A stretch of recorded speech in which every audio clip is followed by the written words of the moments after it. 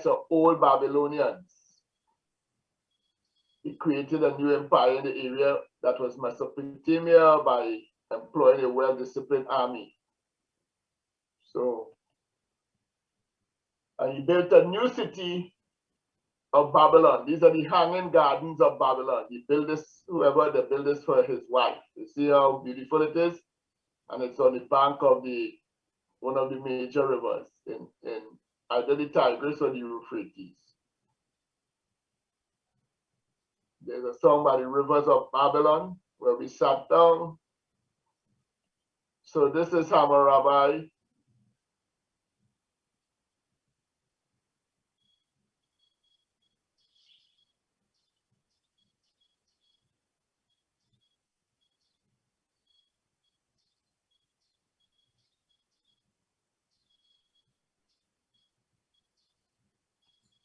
So the code of Hammurabi. What was that code? Remember, it's the same thing. Hammurabi's law code or the code of Hammurabi.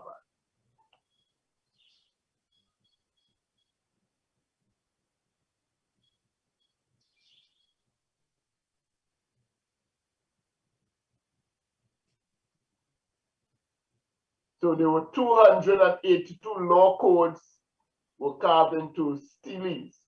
So you have this you must have this figure in your work, 282 law codes.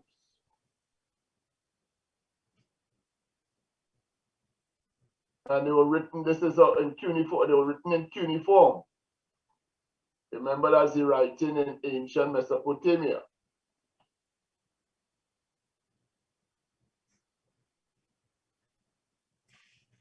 So it was a very strict system of justice, and penalties were severe and varied according to social class.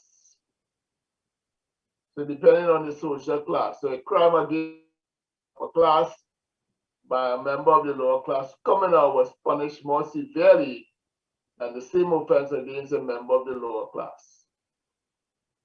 So you see, this is common still in society. People of the upper class commit crimes and they get away lightly. But if you from the lower class commit that same crime, you will not. So was justice served? Not really. Because justice tend to weigh towards those of the nobility. So the code of Hammurabi, or just like any codes in the ancient world, was on retribution. It was an eye for an eye, a tooth for a tooth. That was all over the ancient world. Whether it was in Egypt, whether it was in the Hebrew society, the law of Moses was an eye for an eye. Only when the law applied for social equals, you see, as we talked about social equals here, this is social equals. Members of the upper class usually paid money for crimes against the lower members of the society.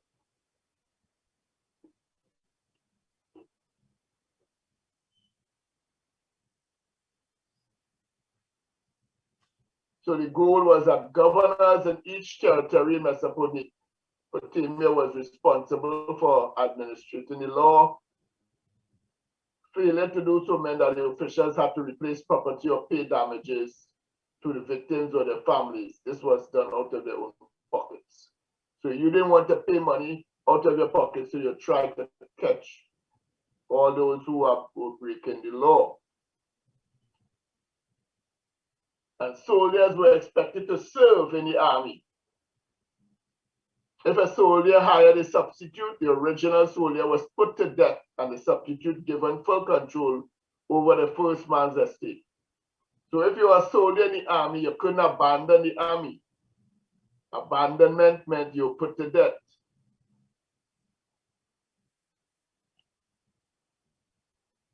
Under the code, builders were responsible for buildings they constructed. If the building collapsed and killed a family member of the builder was also killed. So if you built a house and it collapsed and it killed a family member, then they'll take out one of your family members. And laws surrounding renting and owning farmland were also within the code. And then there were codes in terms of irrigation laws. There were codes in terms of interest rates on loans. And there were penalties for wage restrictions. For instance, in terms of borrowing money on interest, if a lender raised his interest rates after the loan was made, the lender lost the entire amount of the loan. So if you lent me money at 1%, and after you loan me the money, you raise it to 5%, then you will lose the entire loan, not me. I will not be responsible for that. In fact, I'll be debt-free because that's the law.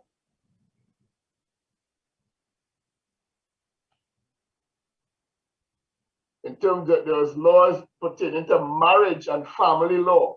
Marriage and family law. Parents were to arrange marriages for their children, and both parties were to sign a formal marriage contract. In other words, children or boys, well, men and women, young boys and girls couldn't decide who they wanted to marry. That was determined by your parents. And once they signed that contract, there was the husbands, if a guy wanted to marry to you, and you're the girls in the class, then he had to pay a dowry. In the ancient world, this is still like that.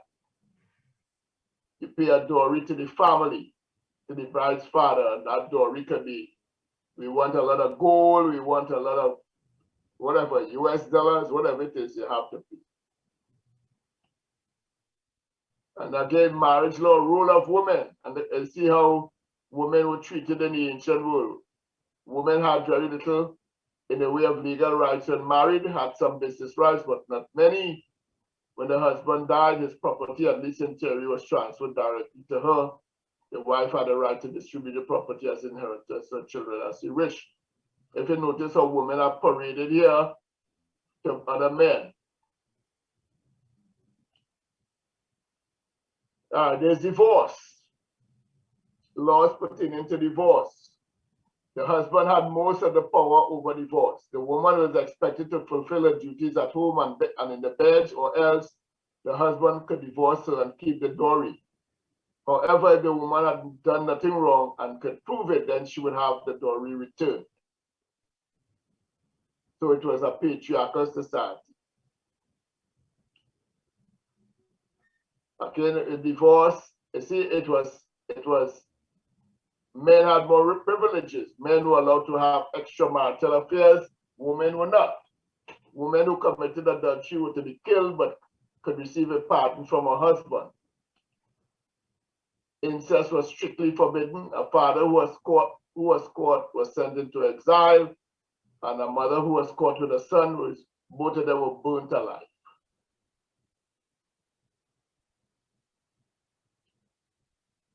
Again, marriage laws, parental laws, parents had total rights over their children, and obedience was demanded. And they could not discharge their children arbitrarily. There had to be a reason, and it needed to be brought before the court of law.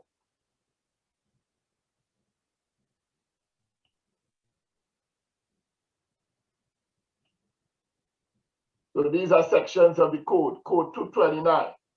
See, this is a concerning building, the carpenter. If a builder builds a house for a man and does not make his construction sound, and the house which he has built collapses and causes the death of the owner of the house, the builder shall be put to death.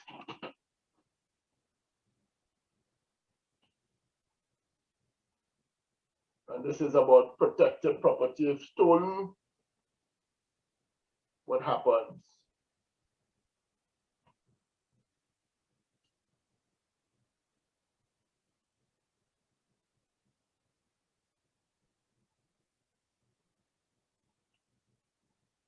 This is Code 117. If a man be in debt and is unable to pay his creditors, he shall sell his wife, his son or daughter, or bind them over to service. For 3 years they shall work in the house of the purchaser or master. In the 4th year they shall be given their freedom. So in Mesopotamia, these are In the ancient world, you couldn't pay a debt as a man, then you had to sell your wife, your son, your daughters. And there would be obligation for 3 years. This is called debtor slaves. Remember in ancient Mesopotamia, there were 2 types of slaves, debtor slaves and chattel slaves.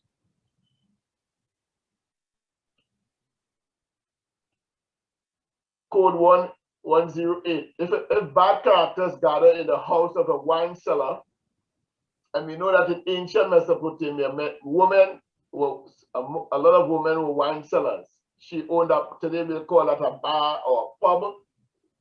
So if you had bad characters, people carrying on in your wine place, and you did not report them, then you were put to death.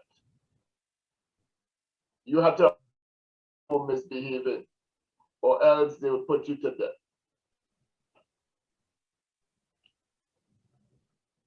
43. If a woman has not been careful but has guarded about, we call this what we call this, I don't know what term we use, but I know we call this busybody. You should not be a busybody woman. I don't know what term they use for that today. Was the language for that? But we used to call this, in my time, you say this woman is a busybody, moving from house to house, neglecting her home and going by her neighbors and just trying to sit in the neighbor's house and chat whole day, watch television whole day, and do nothing at home. Then that woman was thrown into the water, into the river, and we know that in the Euphrates and Tigris, they were crocodiles, so most likely will be eaten alive.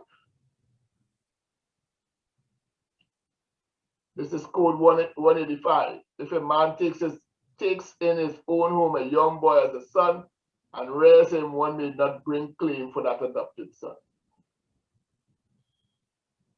Can you mute, please? Can you mute?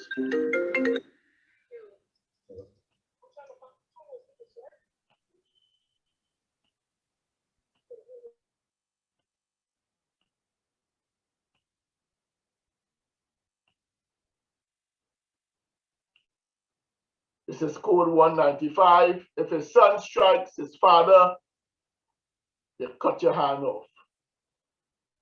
That was the penalty.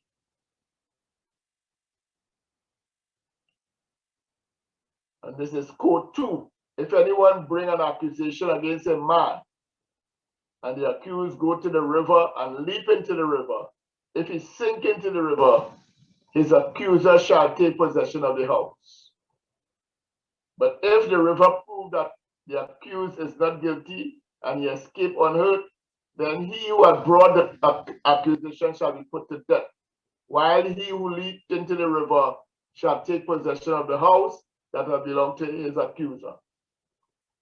So this is a tricky one. If you accuse me, or if I accuse you, then if I jump into the river and survive, then you will be in trouble. But we know many times if you couldn't swim, and we know in the rivers, crocodiles are there. So again, when you're talking about the code of Hammurabi or the Hammurabi law codes, you have to give me detail. Once again, where do we go? Where do we go to find that? You go back to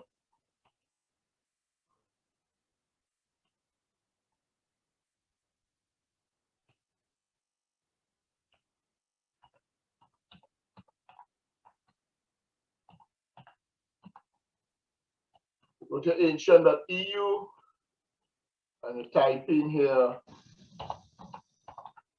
the code of Hammurabi law codes.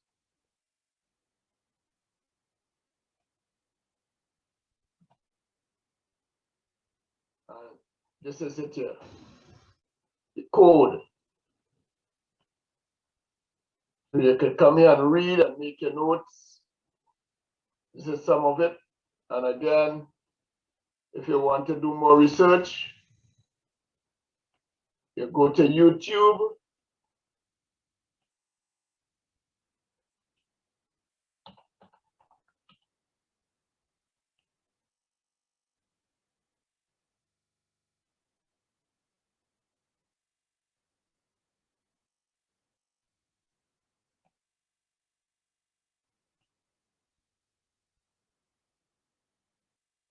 So you have a lot of lessons here on the code that you can listen to.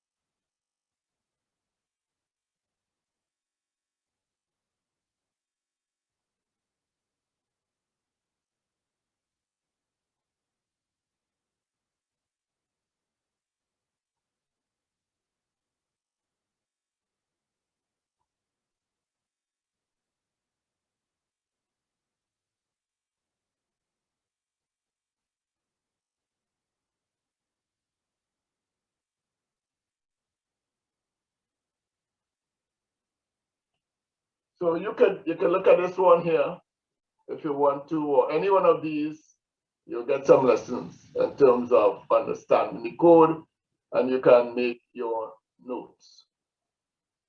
So that takes care of this chapter 2. Let's go to India, and I will look at the caste system. Caste. So you'll have an understanding of the caste system. We know that when the Iranians invaded India, they brought the caste system, and they brought a new religion into India.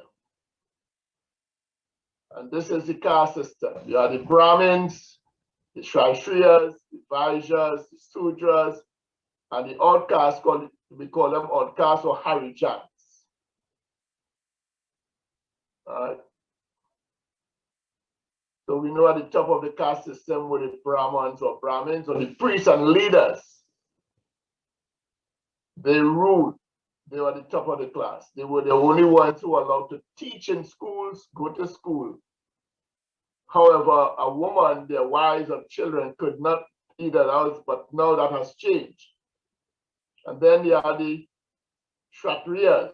These were the warriors. Today, they are the soldiers and the military people. A woman, even though a woman is a Kshatriya, she couldn't be a warrior. And then you have the Vaishyas. These were the landowners and traders. And then below them you have the Shudras, the farmhands. And then below you have these are street people, outcasts. So living in ancient India, a person was defined by the caste you live in.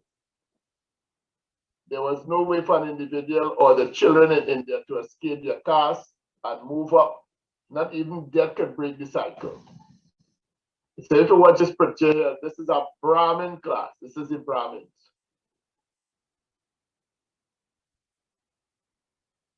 There were extremely strict rules surrounding the caste system in India. People from different castes could not certainly not marry each other or even become friends.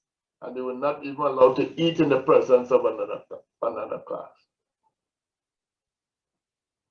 And we know that the three religions in ancient India were Hinduism, Buddhism, and Islam. We know about that. By the time of the Iranian invasion, Hinduism became the dominant. So this is some things with caste. I'll show you another one.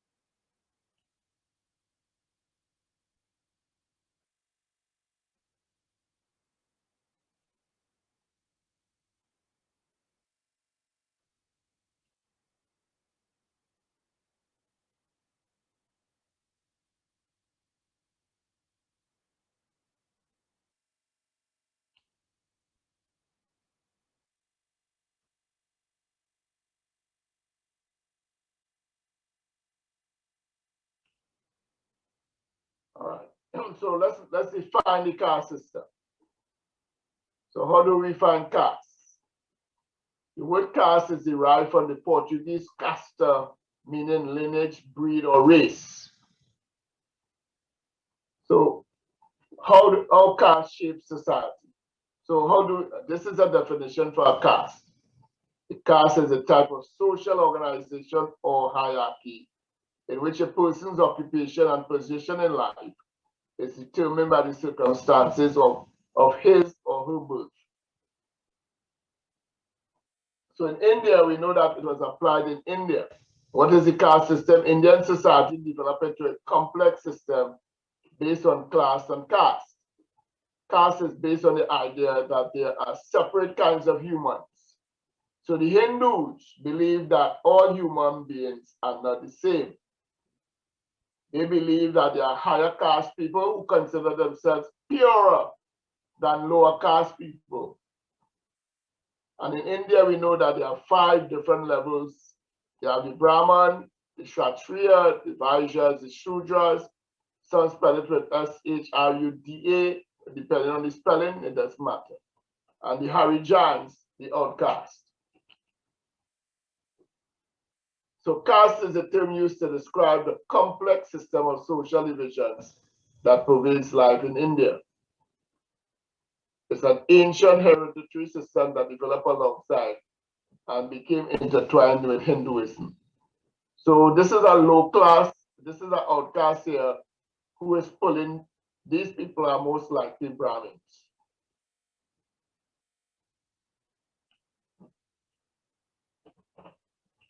So caste determines whom a person can marry, specifies what kind of work he or she can do, and even controls what he or she can eat or touch. Since the great majority of Indians are Hindu, the caste system has played an enormous role in the history of India, and it continues to exert tremendous influence on modern Indian culture and politics.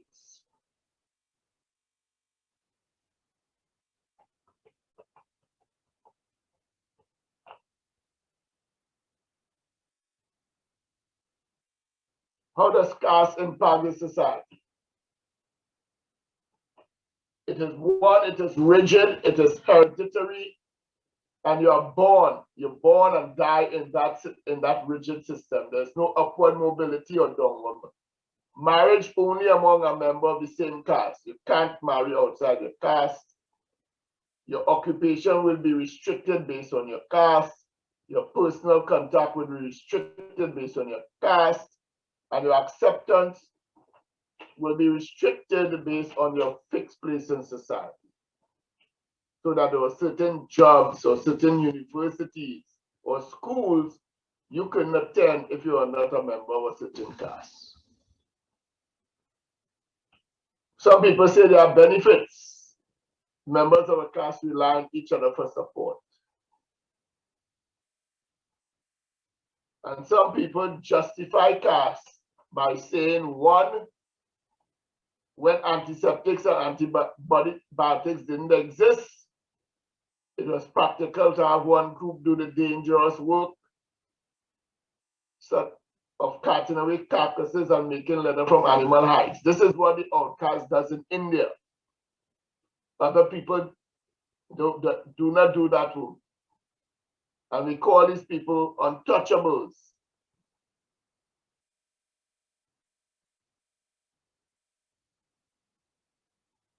But even though the society have changed, many Hindus say they feel it is morally and ethically without any justification. Some people want to do away with it. Others want to keep it because it serves their political and economic purposes.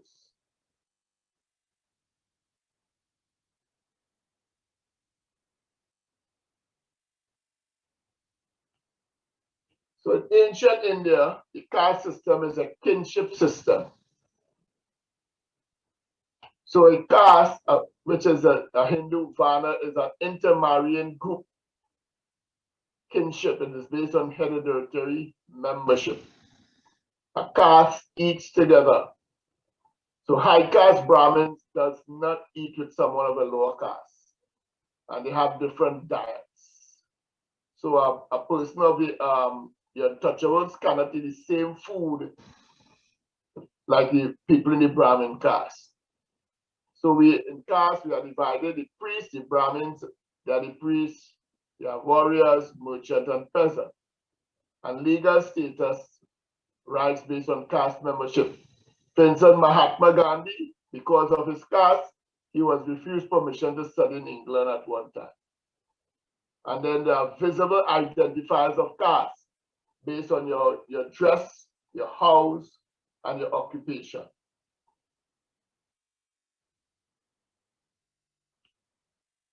So what are the key characteristics of caste? The concept of purity pollution. It's an inherited occupational role. Socially enforced restrictions on intermarriage. We practice segregation based on where we live, where we work, where we play. It's subject to, some people argue that Jim Crow segregation was a form of caste system. That some people argue that. And in fact, I'll show you something. There's a new study done by this scholar here, or this writer, Isabella Wilkinson.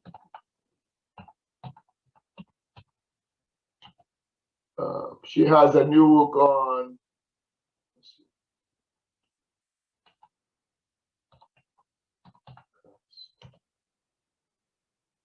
this is a new book here. Caste, a brief history of us. This is the book here. The origins of our discontents. No, that's not it. Caste, this is the book. This is a new book. She did some history on caste. And she's the famous author of The Warmth of Other Suns, where she talked about the Black migration from the South in the early 20th century. This is one of her famous books. But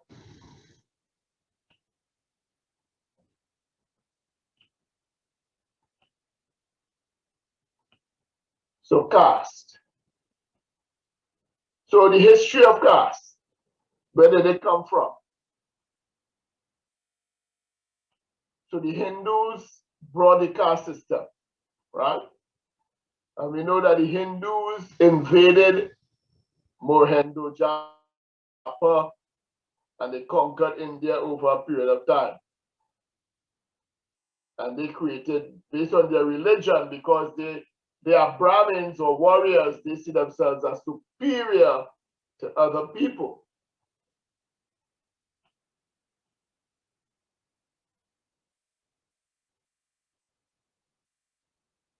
So remember the Aryans, they conquered Mohenjo-Daro and Harappa, and the people who lived there were very dark skinned. And I'll show you who we talked about these people already. Who are these people?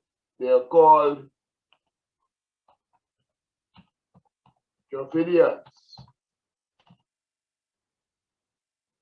And these are the original people of ancient India. You see, they're very dark skinned people. Very dark skinned Dravidians. And they were thrown out of,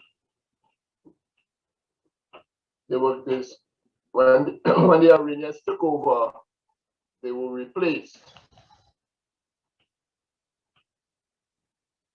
So the Iranians, they created a system to maintain power.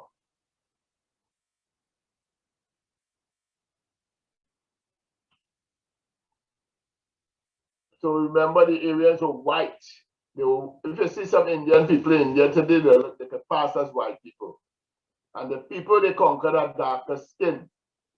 So in their Hindu language, Vana in Sanskrit refers to color. And each caste has its own corresponding color. So you have the corresponding colors. you have white, red, brown, black, and untouchables were blue. So these are the colors you have to wear. The Brahmins were white. And then we saw this picture before. These are the Brahmins.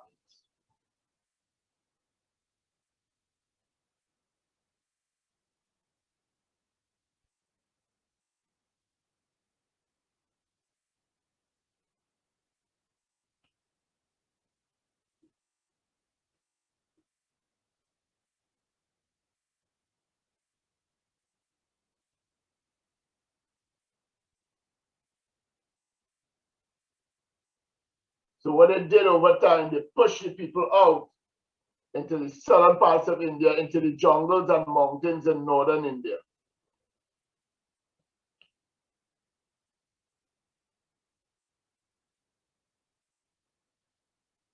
And when they did that, they established a set of rules that would only make them to be the priests, the warriors, and the business people of the society.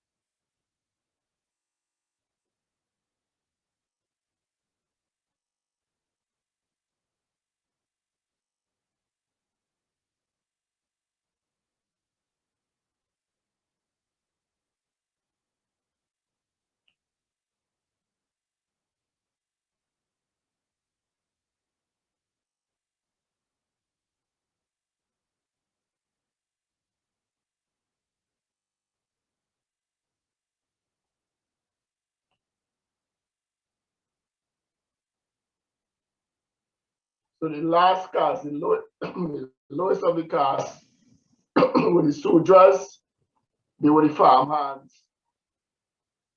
and these were the people who were conquered. And then, yeah, then you had another group called the untouchables. So the caste system began in India after the Iranians invaded and established their own rules. They established their own